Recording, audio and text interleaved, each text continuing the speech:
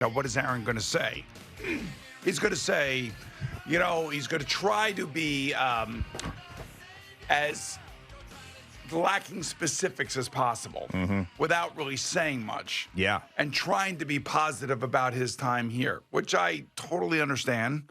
I tried to do the same thing. It was some 20 or 30 years ago, but I tried to do the same thing. And sometimes it's just impossible to be taken seriously. And I remember just trying to be as positive as I could be, not admitting to anything, not admitting any injuries or any unhappiness on my part, because I knew that whatever I would say was going to get blown out of proportion. Now, I didn't have the level of or the extensive reach that Aaron has because of his popularity on McAfee, but at the end of the day, everything that he said, I would have expected him to say. He didn't say anything that shocked me at all. He did confirm the helicopter landing by Woody Johnson, and something really weird was going to happen. And that weird thing that happened was Joe Douglas being let go. I mean, so, yeah, there's changes are coming, man. And there's not really much they can do about it now. There's not much he can do about it now. And we'll have to wait until January when this season is over before we really can dive into exactly where they're going and what they're going to be doing. And if you're a little confused about the specifics of what we're talking about, the Diana Rossini reports of Aaron Rodgers not wanting to play for the Jets if he plays next year, about him maybe going on IR, maybe being released, all of these things he refuted on Pat McAfee, saying, I don't talk to that person. And they're getting second or third hand information about me. So, I mean, if he came out and confirmed the fact that he would come back and play, but not for the Jets yesterday, I mean, that's just adding fuel to the fire. And Aaron Rodgers does like to add fuel to the fire sometimes, but I think this is so bad and so embarrassing for him, like he wasn't going to do that. However, it was interesting to me when he was talking about having a dinner with a Johnson. Wasn't Woody, it was Christopher. Wasn't Woody. It was Christopher Johnson. Yeah. Now, the reason why that's interesting is because there's been a lot of talk about the relationship between Woody and Aaron Rodgers. I know Christopher is like he's like the nicest guy involved in football ownership. Tiny Johnson. Tiny Johnson. Yeah, but he's actually too nice to be in that arena sometimes. He cares about people deeply, so that does not surprise me that they had a dinner. But also makes me think... By the way, they may be politically connected as well. Like, you know what I'm saying? Right. Where they both have the same political views about different things, and probably both maybe are supporting RFK and his quest in trying to make America healthy again. Could be something like that. Yes. And it also could be the fact that maybe they know that Woody is going to take another job in the administration, and now you got Christopher is going to be taking over. And hey, Aaron, where are we at with everything? Yeah, Woody Johnson will be definitely involved in all of this, 100% of it, and don't think that he won't be. Well, he will be. Well, Woody. I mean, if he decides, or if he is asked to be the ambassador of, let's say, France or England or wherever else, that's not going to take place until next August or so. So there's plenty of time for Woody to remain involved, make decisions, be a part of the interviewing process, which he will be. And the interesting thing for me is that, like Mike Tannenbaum is leading this. So whether it be Dawn Aponte or anybody else in Mike Tannenbaum's background that he has worked with before and has a high regard for and respects, that they will actually show up, do their job, and be involved on an everyday basis. I'm sure we'll see a cascading of candidates that will be a part of whoever has been in Mike Tannenbaum's background.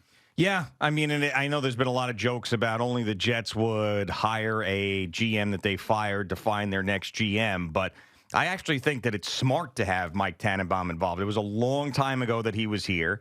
He did work under Woody Johnson. He knows New York. He knows the Jets organization. He knows what it takes to be able to flourish in this particular market with this franchise. So I think that it's smart. And also, it's not just Mike Tannenbaum. Rick Spielman is involved as well in this whole thing. Now, you can look at the hires that they helped make in Washington and say, oh, that really worked out. Well, I don't necessarily know that it just really worked out.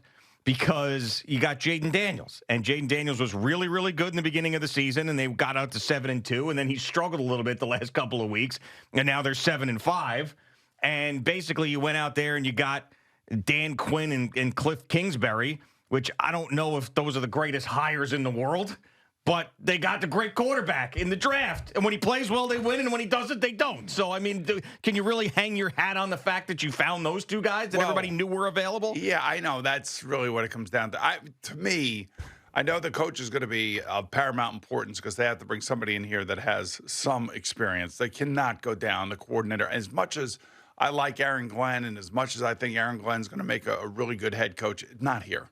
Not here under the current set of circumstances. I could see him going to Jacksonville. I could see him going to New Orleans. I could see him going to a different place that doesn't really have this ginormous spotlight on this franchise and the amount of decisions that have been made over the last 10 years in regards to this franchise. They need somebody in here that is going to be, I believe, that is going to be a grizzled NFL veteran. So whether it be the GM, let's just say it's Donna Ponte, because maybe Woody and Christopher could see themselves hiring the first female GM, which would be an amazing accomplishment for Donna Ponte. But she's been a part of the NFL. She's been everywhere. She's been in the front office of the NFL league, the league office. She's been with Mike Tannenbaum down in Miami.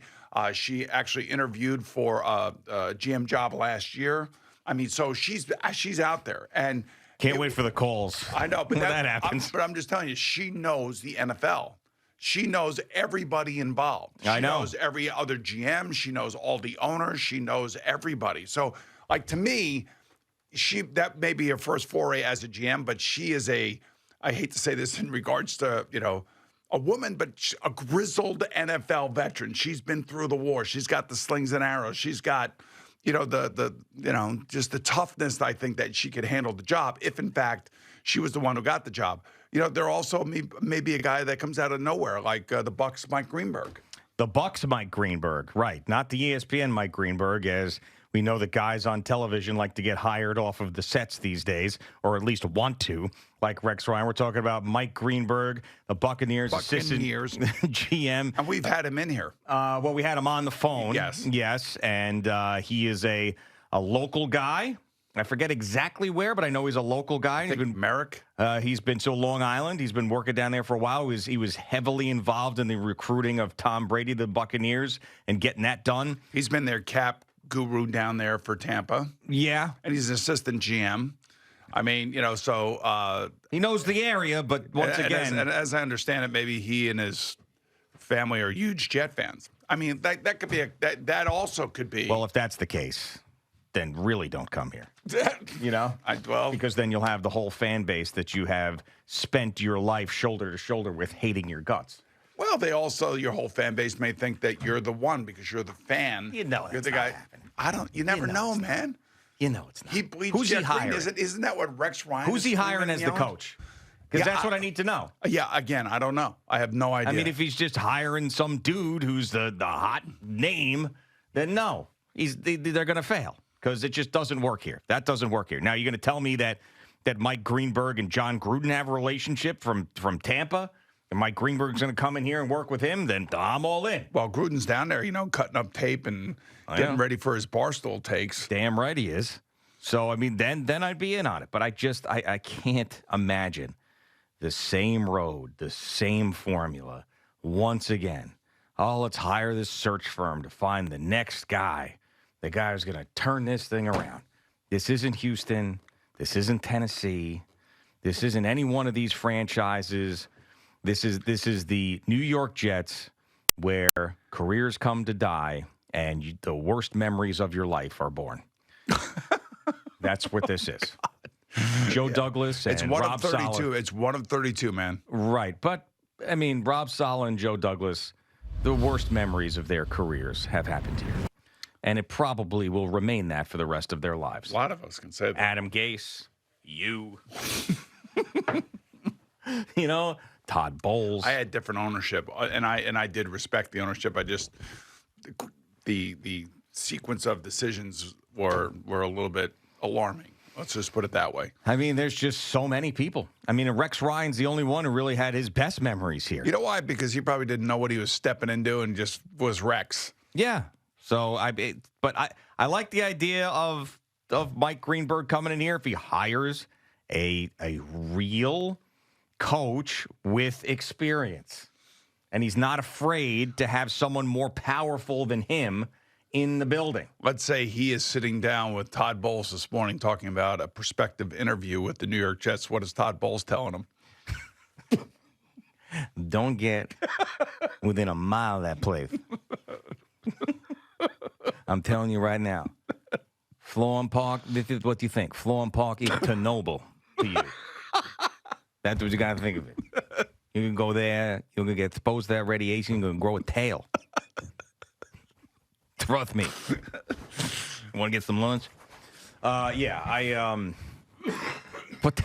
that's one of my points that I've been bringing up for a long time, is that there's so many guys in the NFL that are respected that have gone to the Jets. Yes, I know. And have just said been it 1,000 spit out. times. You've said it 1,000 times. I mean, Adam times. Gase is the only one who hasn't really resurfaced anywhere. Because it was so bad, and then everybody hated him. And I guess he's down in Florida bad-mouthing the Jets on golf courses because we've gotten multiple calls. I mean, it might be the same person who said that, but yeah, I mean, everybody else is just. I would think everybody that comes through here, maybe with the exception of Rex, probably feels the same way. Probably has spoken openly about some of the dysfunction and how they really never. I can't say that Joe Douglas and Rob Saleh didn't have a chance. They had a chance. Of course. They had quite 5.5 years. I mean, this is.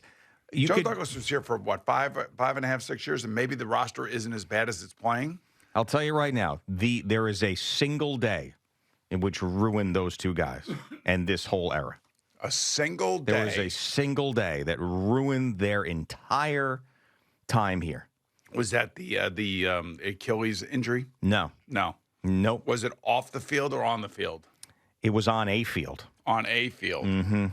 Did a helicopter land that day? No, it did not. Was it on a game field or a practice field? It was on a practice field. All right. So did it have something to do with Hard Knocks? Nope. It was the Zach Wilson Pro Day. That's the day that ruined everything because he made those throws and he got everybody going federal in the Jets organization, and he made that one throw on the run, and everybody's like, this is the guy. He's going to do it. This fresh-faced kid from Utah is going to come in here, and he's going to take over this franchise, and he is going to be the one that saves us. That was the day. Wow. Wasn't the day he was drafted. It was the day that they fell in love with him at that pro day. And ever since then, year in and year out. So when you whiff on the quarterback, that's what happens. And then that led them into the Aaron Rodgers thing, which, of course, we know how that has worked out. It all gets traced back to that. Just like Dave Gettleman's tenure all got traced back to Daniel Jones. And now Joe Shane and Brian Daboll, their tenure might all be traced back to Daniel Jones. When Saquon Barkley goes into the Hall of Fame, does it go as an Eagle or does it go as a Giants? Gold jacket guy. Yeah, well, he's playing like it. Yeah, he certainly is. All right. He's got his money guaranteed now. Well, he does, and that's why he's leaping over people, as he claims that he's not afraid to get hurt any longer because he's got his money and he does whatever he wants.